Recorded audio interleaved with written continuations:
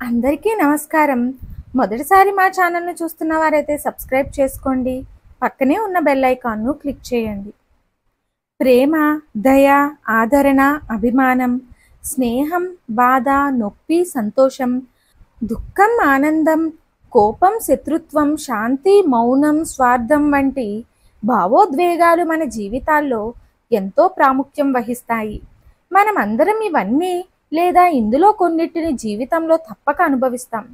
వాటిలో దేనికి పరిమాణం లేదు. ఇంత బరువైన ప్రేమ అని చెప్పగలమా? ఇంత బాధని తెలుస్తుందా? అలాగే ఆనందం ఎత్తులను, కోపం లోతుల్లోని సూచించడం సాధ్యం కాదు కదా. విచిత్రంగా పరిమాణాలు లేని భావోద్వేగాల చుట్టూ మన జీవితాలు పరిభ్రమిస్తూ ఉంటాయి. సర్వకాల సర్వావస్థల్లో ఏదో ఒక భావోద్వేగం మనల్ని అంటిపెట్టుకునే ఉంటుంది.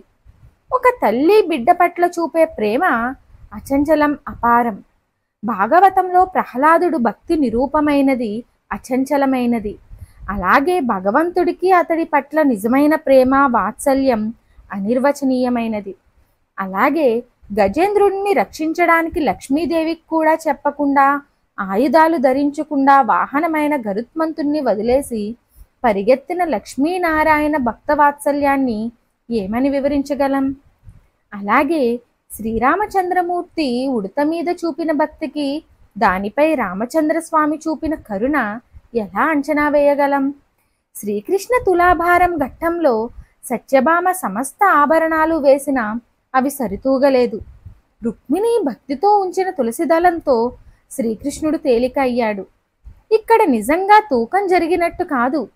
భగవంతుడు భక్తికి లొంగిపోతాడని, ధనధాన్యాలు విలువ ఇవ్వడం అంతరార్థం.